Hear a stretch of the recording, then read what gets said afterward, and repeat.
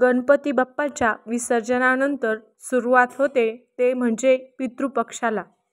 पितृपक्षाबाबत अनेक जणांना शंका असतात.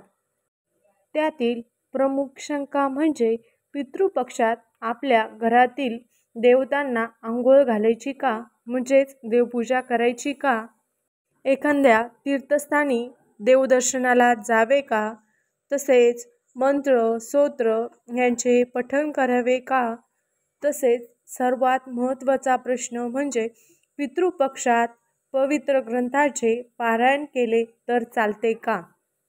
आजच्या ह्या व्हिडिओमध्ये आपण या सर्व प्रश्नांची उत्तरे बघणार आहोत.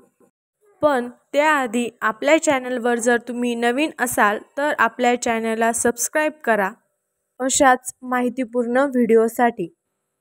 पितृपक्षाची सुरुवात 7 सप्टेंबर रोजी होत आहे आणि समाप्ती सर्वपित्री अमावस्येला म्हणजेच 21 सप्टेंबरला होणार आहे. या पितृपक्ष पंधरवड्यात आपल्याला आपल्या पितरांबद्दल कृतज्ञता व्यक्त करायची असते व आपल्याला जेवढी जमेल तेवढी जास्तीत जास्त पितरांची सेवा करायची असते.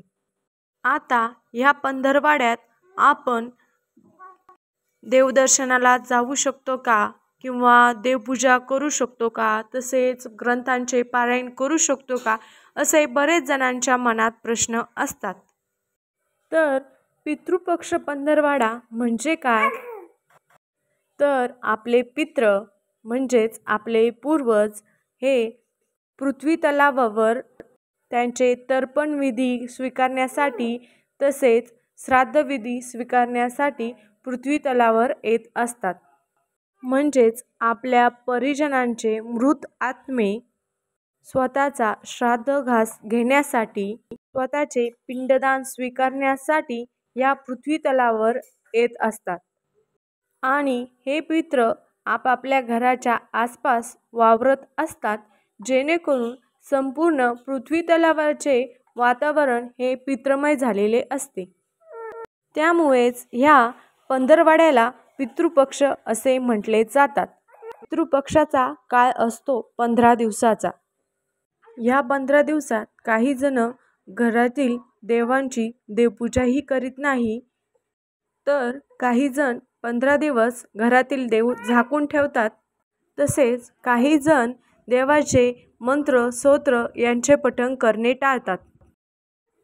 तर हे अत्यंत चुकीचे आहे, कारण आपल्या धर्मानुसार, आपल्या संस्कृतीनुसार आपण सदैव देवाचे चिंतन करावे, देवाचे सतत ध्यान करत राहिलो पाहिजे, तसेच देवाला सतत प्रार्थना करावी. याची शिकवण आपल्याला आपल्या संस्कृतीने दिलेली आहे. तर आपल्या वारकरी संप्रदायाचे आराध्य दैवत म्हणजे विठ्ठल, भोळ्या भाबड्या भक्तांच्या हाकेला धावून येणारा पांडुरंग. तर बघा, पंढरपूर येथे श्री विठ्ठलाची पूजा दररोज केली जाते. पंढरपूर येथे असे केले जात नाही की पितृपक्ष आहे म्हणून 15 दिवस देवाची आराधना करायची नाही किंवा देवाची आरती नैवेद्य देवाला अर्पण करायचा नाही. तेथे तर रोज देवाची सेवा केली जाते, देवाला नैवेद्य अर्पण केला जातो, देवाची आरतीही केली जाते. कुठल्याही तिथीला तेथील रिवाजामध्ये कुठल्याही प्रकारचा खंड पडत नाही. तसेच आपल्याला याचे आणखीन उदाहरण बघायचे झाले तर महाराष्ट्रात आहे जगदंबेची 3 शक्तिपीठे. एक आहे कोल्हापूर, दुसरे आहे माहूरगड व तिसरे आहे तुळजापूर व चौथे अर्धशक्तिपीठ आहे सप्तशृंगी गड. या सर्व शक्तिपीठांमध्ये पितृपंधरवड्यात रोजची नित्याची पूजा चालते. त्यात कुठल्याही प्रकारचा खंड पडत नाही. जसे इतर दिवसात अभिषेक केला जातो तसाच या पितृपक्षातही अभिषेक केला जातो व जसे नैवेद्य इतर वेळेस दाखवले जातात तसेच नैवेद्यही दाखवले जातात. यापैकी कुठल्याही शक्तिपीठात पितृपक्ष आहे म्हणून कुठलाही बदल केला जात नाही. जर आपल्या इष्टदेवतेच्या व कुलदेवतेच्या मूलस्थानी त्यांची पूजा पितृपक्षात केली जाते, तर मग आपल्या घरात त्यांची पूजा का करू नये? हा किती सरळ आणि साधा प्रश्न आहे. यामध्येच आपल्या खूप साऱ्या प्रश्नाची उत्तरे दडलेली आहेत. तेथील पुजाऱ्यांना पितृपक्ष नसतो का? तेथील पुजाऱ्यांच्या घरी पितृ येत नाही का? त्यांनाही तर्पणविधी करावे लागतात, त्यांनाही श्राद्धविधी करावे लागतात, तरीही ते देवपूजा करतात. एवढे सर्व सांगण्याचा हेतू हाच की पितृपक्षात आपणही देवपूजा करावी. पितृपक्ष असो किंवा नसो, आपण दैनंदिन जशी देवपूजा करतो, देवाच्या मूर्तीला अंघोळ घालतो, तशीच इतर वेळेस पितृपक्षातही घालावी. दररोज दिवे अगरबत्ती लावावी.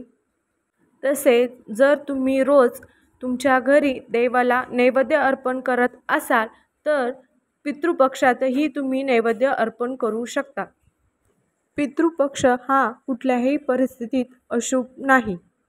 तसेच आणखी एक शंका आहे की पितृपक्षात आपण मंत्र स्तोत्र यांचे पठण करावे का, माळ जपावी का? तर त्याचे उत्तर आहे हो. आपण पितृपक्षात पवित्र ग्रंथाचे पारायण करू शकतो, मंत्र स्तोत्र माळी जप करू शकतो. या पितृपक्षात आपल्याला जेवढं जास्त होईल तेवढी आपण देवाची सेवा करावी, जेणेकरून त्या सेवेचे फळ आपल्या पितरांना मिळेल व आपली पितृ आपल्यावर प्रसन्न होऊन आपल्याला आशीर्वाद देतील. तसेच ह्या पितृपक्षाच्या 15 दिवसात आपल्याला गाईला, कावळ्याला व इतर कुठल्याही प्राण्याला अन्नदान करायचे आहे.